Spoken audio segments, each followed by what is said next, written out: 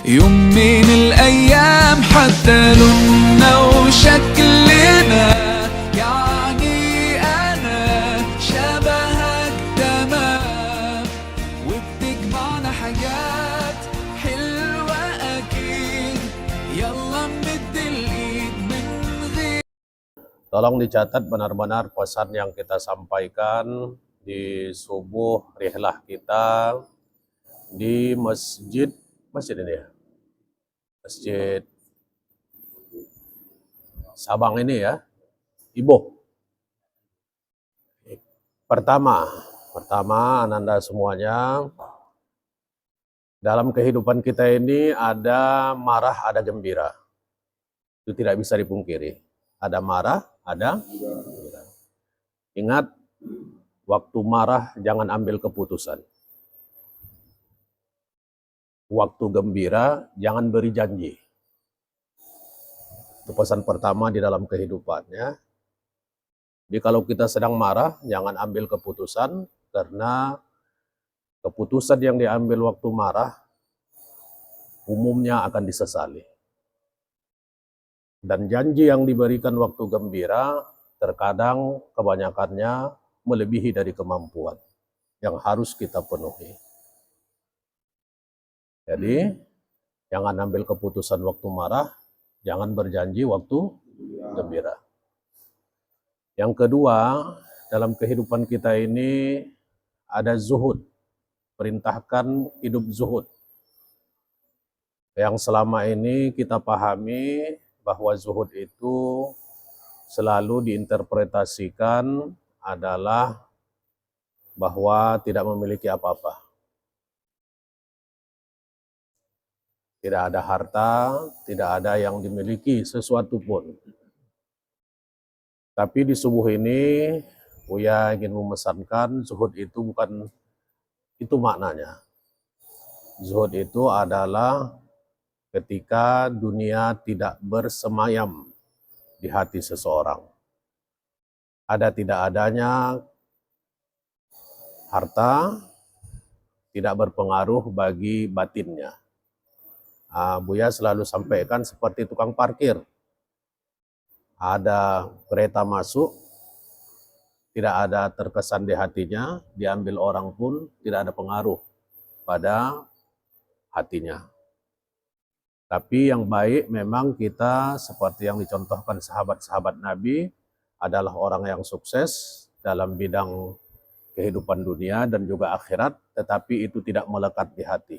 Pastikan itu Ananda semuanya, karena dengan melekatnya dunia di hati, itulah menjadi pemicu orang melakukan penyimpangan-penyimpangan.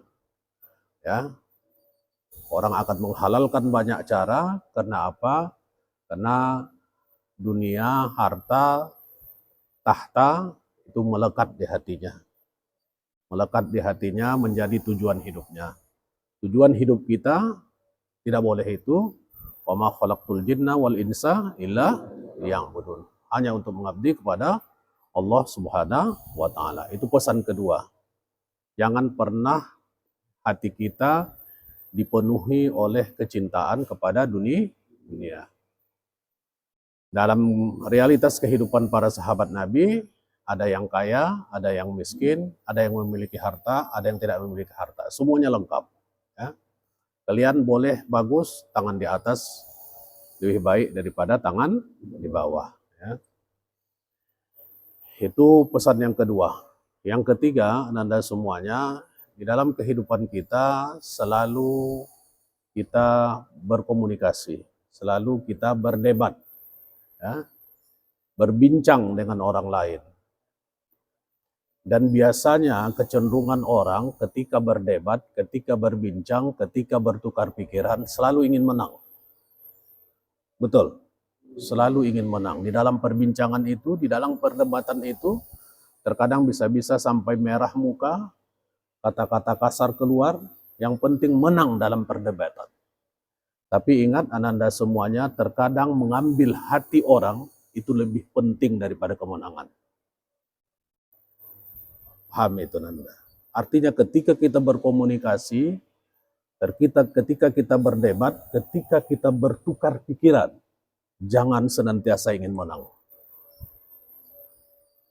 Terkadang dengan mengalahnya kita, tapi kita bisa dalam tanda kutip mencuri hati teman kita, mencuri hati kawan kita, itu lebih berharga daripada menang di dalam perdebatan, di dalam bertukar pikiran. Paham Anda maksudnya? Kadang kita harus mengalah di dalam berbincang, kadang kita harus mengalah di dalam berdebat. Tapi dengan mengalahnya kita, ternyata teman kita menyukai sikap kita itu. Itu jauh lebih berharga daripada kemenangan di dalam berdebat dan bertukar pikiran. Tapi bukan berarti kita mengalah kalau seandainya kita mempunyai argumentasi yang bagus. Bukan. Kadang perdebatan itu sangat relatif. Perbincangan itu sangat relatif. Dan ketika kita memberikan peluang kepada kawan kita di dalam perdebatan itu untuk menyampaikan pikirannya, kita telah mencuri hatinya. Kalau Anda semua lihat misalnya debat presiden, debat gubernur, debat bupati, itu ada orang yang menunjukkan pikirannya tetapi dengan merendahkan orang lain, walaupun dia menang itu tidak disenangi orang. Dibandingkan dia menyampaikan sesuatu yang indah, meskipun secara logika dia mungkin dianggap kalah di dalam perdebatannya, tapi dia mencuri hati orang, menjadikan orang senang kepada dia. Itu lebih berharga daripada senantiasa ingin menang di dalam perbincangan dan perdebatan. Yang pertama, apa tadi? Apa yang pertama tadi? Jangan ambil keputusan ketika marah, jangan beri gembira, jangan janji ketika zuhud, jangan jadikan sesuatu bersemayam di hati kecuali Allah Subhanahu wa taala. Ketiga, jangan senantiasa ingin menang di dalam perdebatan. Bisa jadi dengan kita mengalah, memberikan kata-kata yang bagus, itu lebih disukai orang daripada sekadar kemenangan. Yang keempat, Ananda semuanya adalah mungkin kita bukan orang yang benar-benar baik. Itu harus dipahami. Kita mungkin bukan benar-benar orang yang baik. Hanya terlihat baik saja. Itu pesan keempat. Hanya terlihat baik saja. Buya ulangi, kita mungkin bukan benar-benar orang yang baik. Hanya terlihat, kita terlihat baik. Kenapa?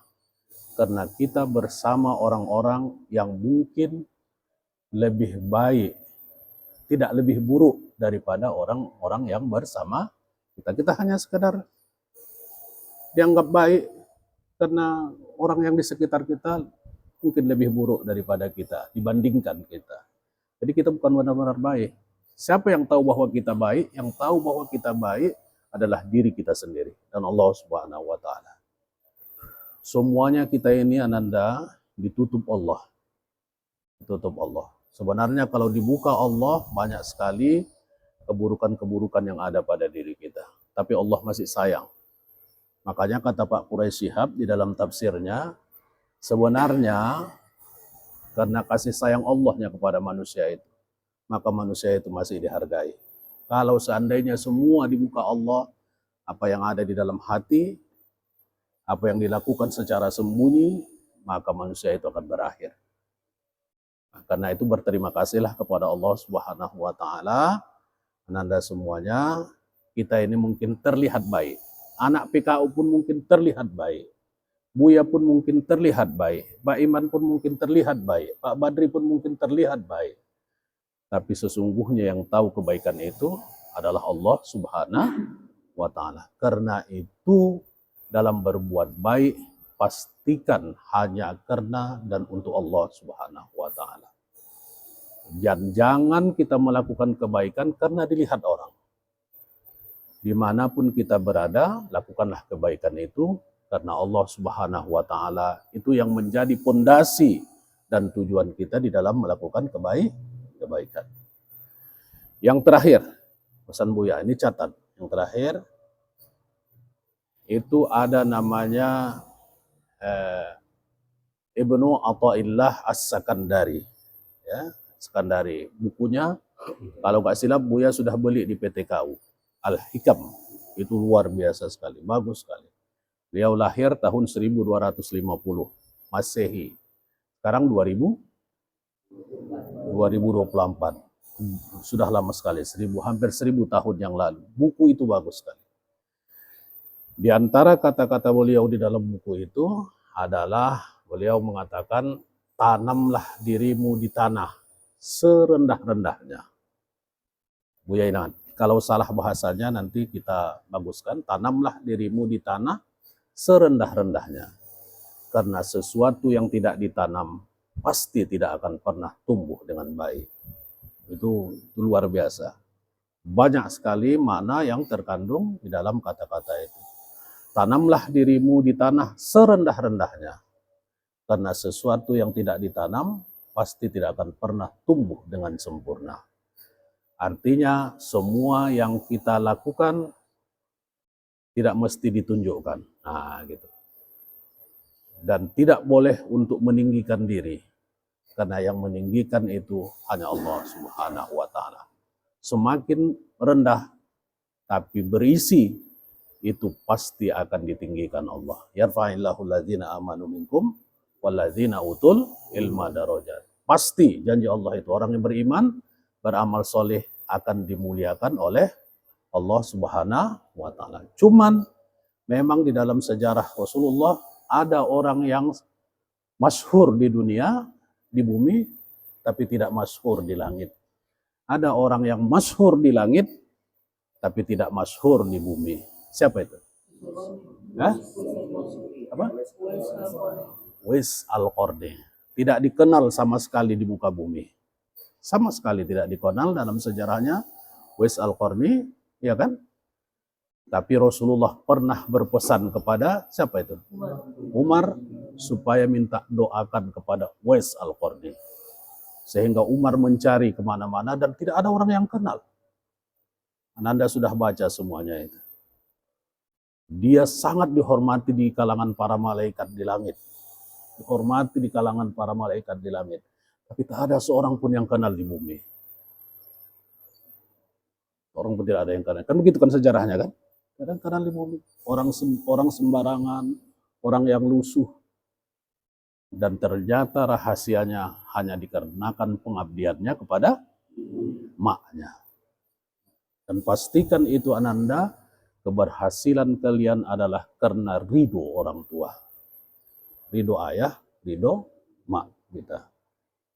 Ridho Allah fi ridhal walidain wa sukhtullah fi sukhtil walidain. Keridhaan Allah itu karena keriduan orang tua, kemarahan Allah karena kemarahan orang tua. Demi Allah, kalian akan terseok-seok, kita akan menjadi orang gelandangan kalau orang tua kita tidak ridho. Karena itu pesan Buya kepada kalian, jangan pernah katakan kepada ayah dan emak. Tunduk. Guru-guru kalian pun adalah orang tua kalian. Tunduk, ya mak, ya ya. Walaupun terkadang karena kalian nanti sudah S2, kalian mungkin nanti sudah S3, pemikiran orang tua kalian mungkin itu jauh. Tapi kita tetap tunduk. Karena kata-kata dia itu adalah kata-kata mutiara. Tidak ada di dunia ini orang yang bercakap ikhlas untuk kebaikan orang lain di atas cakap orang tua. Ya, apalagi emak. Tidak ada itu. Terkadang kata-katanya tidak teratur, terkadang kata-katanya tidak tinggi, tapi dia hanya katakan jangan nak begitu, itu pantang.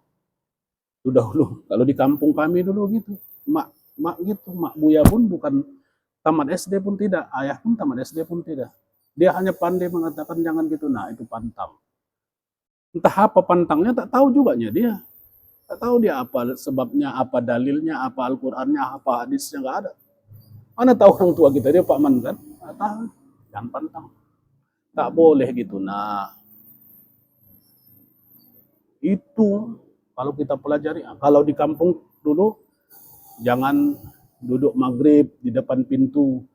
Tuh, kenapa? Orang tua kita pun nggak tahu.